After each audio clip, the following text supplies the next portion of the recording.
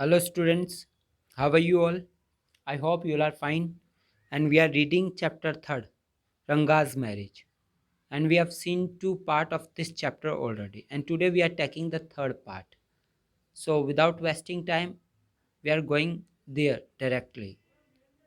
So let's start now. तो अब हम इसको स्टार्ट करते हैं बिना समय बर्बाद किए हुए. Let's start now. अब हम स्टार्ट करते हैं इसे.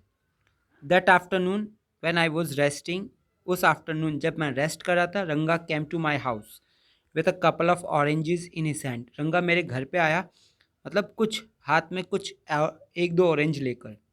अ जेनरस कंसिडरेट फेलो, जो काफ़ी दयालु और विचारणीय व्यक्ति था. मतलब काफ़ी ज़्यादा विचार किया करता था, सोचा करता था, काफ़ी उदार व्यक्ति था. It would be a fine thing to have him marry, और उसने सोचा कि काफ़ी अच्छी चीज़ होगी कि अगर उसकी शादी करवा दी जाए.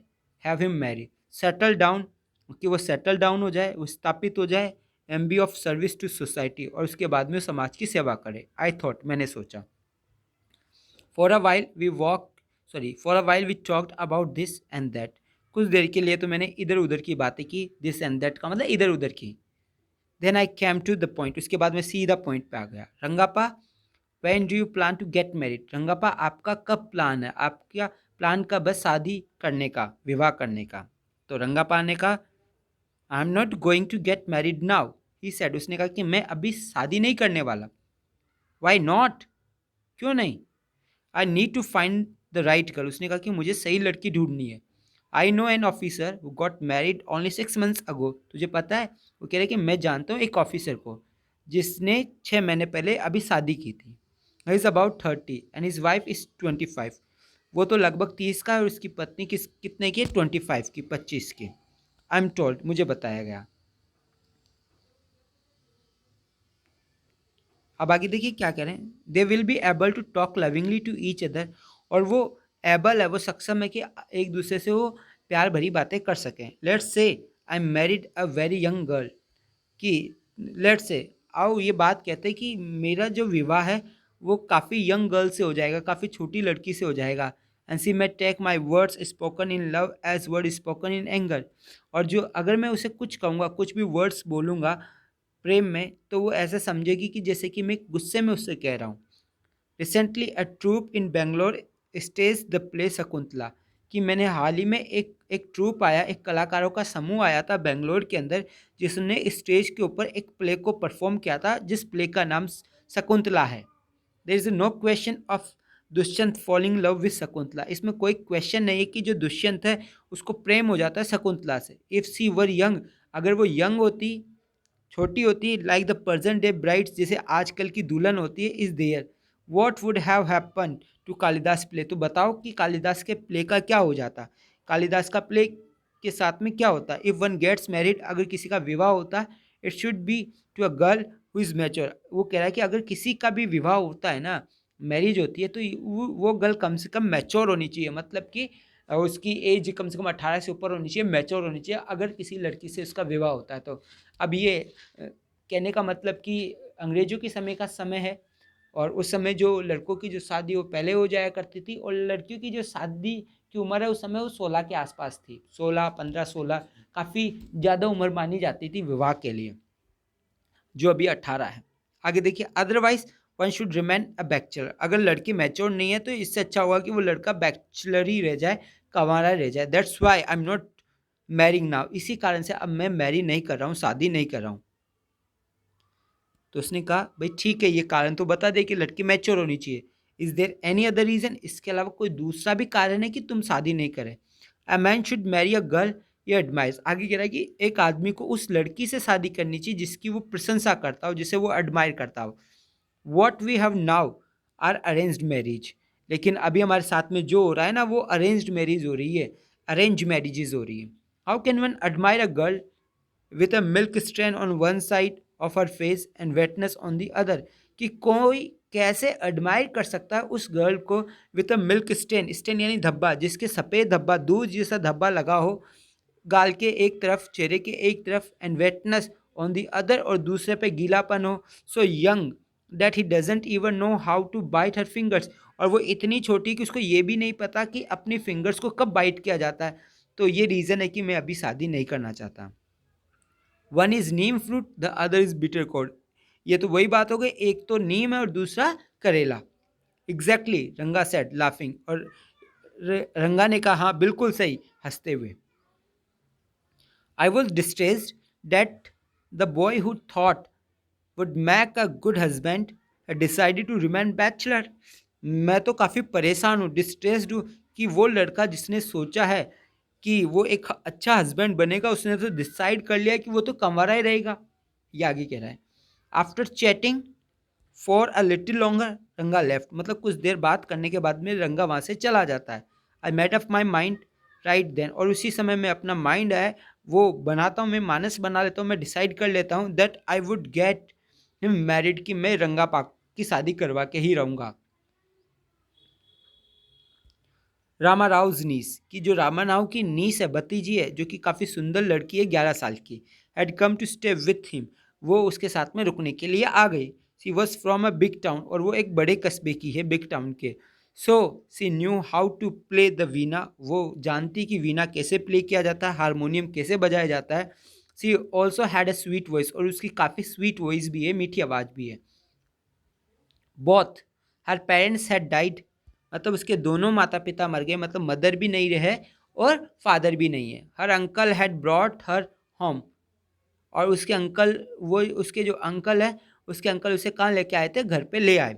रंगा वो just the boy for him, for her, और रंगा तो उसके लिए सिर्फ एक, फॉर एक, मतलब कि रंगा क्या था, जस्ट द बॉय, लड़का था, फॉर हर, उसके लिए, and see the most suitable bride for him, और वो उसके लिए सबसे ज़्यादा सूटेबल दुल्हन थी, मतलब ब्राइड थी उसके लिए।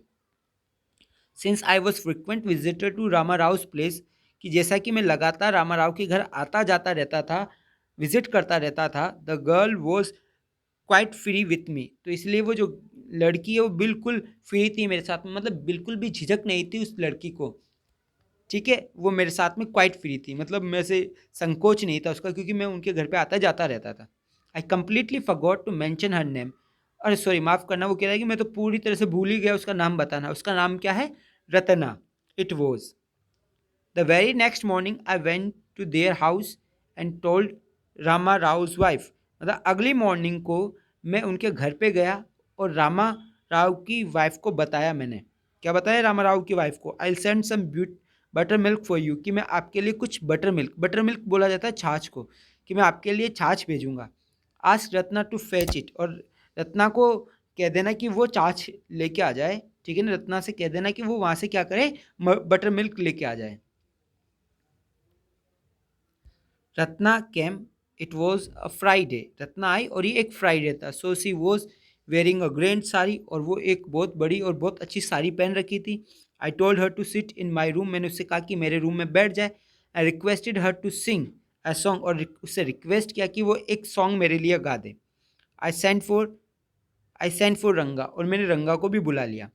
While she was singing the song, जब वो सिंग कर रही थी, सिंगिंग कर रही थी सॉन्ग को, Krishna Murthy in front of my eyes, जो कृष्णा मूर्ति है मेरी आंखों के सामने, रंगा रीच द डोर, की जो रंगा है वो दरवाजे पे आ पहुंचा। कहने का मतलब कि जब वो गाना गा ही रही थी, उस समय रंगा पा भी आ जाता है। He stopped at the threshold, threshold का मतलब होता है चौखट, थ्रेशोल्ड को क्या कहा जाता है हिंदी में, चौखट, और वो चौखट पे ही रुक गया, मतलब एंटर नहीं किया, वो चौखट के ऊपर दीवार, दरवाजे के पास में ही रुक गया।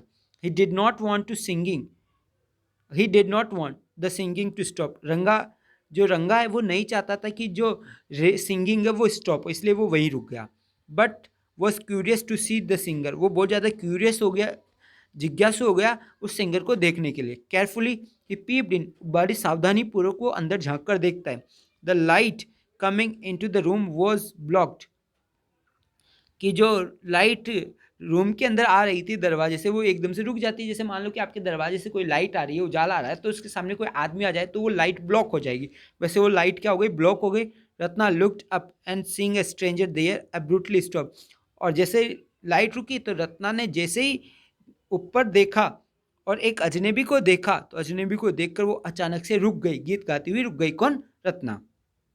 नेक्स्ट, ये तो बिल्कुल इसी तरह हुआ, suppose you by the best quality mango, ये तो बिल्कुल इसी के समान हो गया कि मान लो कि आपने बेस्ट क्वालिटी का मैंगो लिया है, यू ईट इट स्लोली, और आप इसे बड़े आराम से खा रहे हो। सेवरिंग इट्स पील, और इसकी जो पील है, पील का मतलब होता है छिलका, इसके जो छिलका उसको बड़े आराम से उतार रहे हो। Before biting into the juicy flesh, और मतलब कि जो जूसी फ्लेस है, जो रस है, उसको बाइट करने से पहले you do not want to waste any part of it, कि आप इसके किसी भी पार्ट को वेस्ट नहीं करना चाहते, मान लीजिए। Before you take another bite, और दूसरा बाइट लेने से पहले the fruit slips out of your hand, और आपके हाथ से वो जो फ्रूट है वो स्लिप आउट हो जाता है and falls to the ground, और ज़मीन पर गिर जाता है। हाउ डू यू फील, आपको कैसा फील होगा? Ranga's face showed the same disappointment, रंगा के चेहरे पे बिल्कुल वैसा ही डिसअपॉइंटमेंट, वैसी ही निराशा दिख रही थी। व्हेन सिंगिंग स्टॉप्ड, कब? जब सिंगिंग स्टॉप्ड हो गई। यू सेंट फॉर मी, उसने कहा आपने मुझे बुलाया। ही आस्क्ड, उसने पूछा।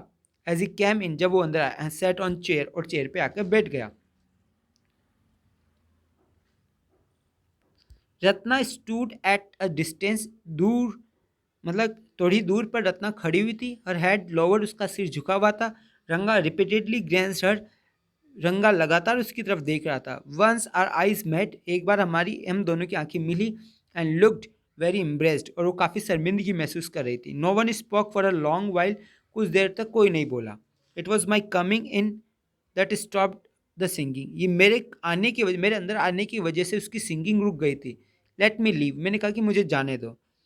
वर्ड्स, मेरे वर्ड्स, और ये सिर्फ शब्द थे, मैं जाना नहीं चाहता था, सिर्फ बोल रहा था।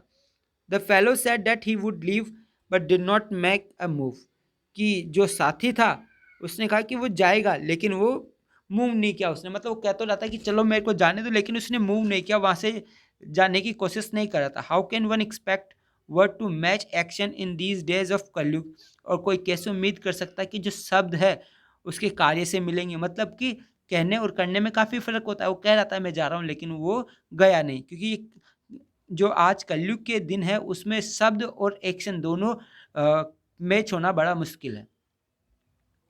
रत्ना रेन इनसाइड और कैम बाय शाइनेस, मतलब कि श्रम, मत शाइनेस से भरकर, और शाइनेस के कारण वो अंदर दौड़कर चली गई, मतलब शर्मिंदगी के कारण। कुछ देर बाद रंगा आस्क्ड, हुज दैट गर्ल, स्वामी, स्वामी वो लड़की कौन है? मैंने पूछा, रंगा ने पूछा। तो वो कहता है हुज दैट इनसाइड, अच्छा वो जो अंदर है। The the lion wanted to know, अच्छा शेर जानना चाहता है।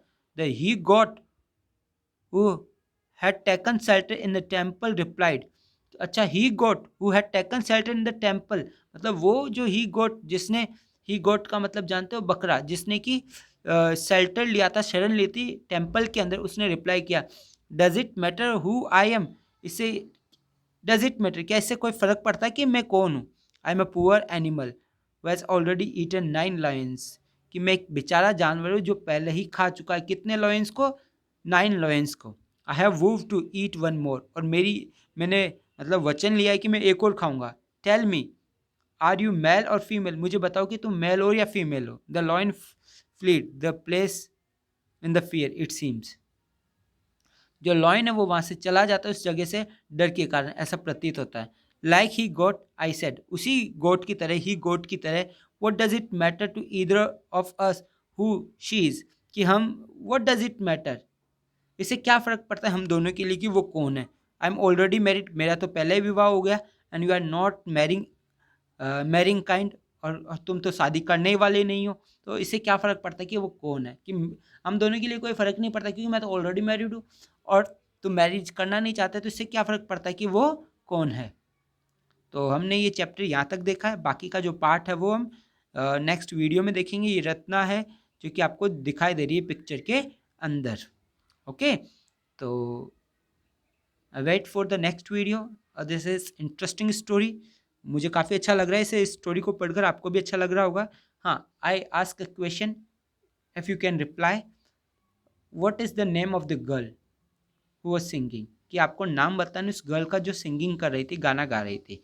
ये आपके लिए क्वेश्चन है, जिसका जवाब आ जाएगा उसने वीडियो देखा है, जिसका जवाब नहीं आया इसका मतलब उसने वीडियो नहीं देखा है। Goodbye, take care yourself.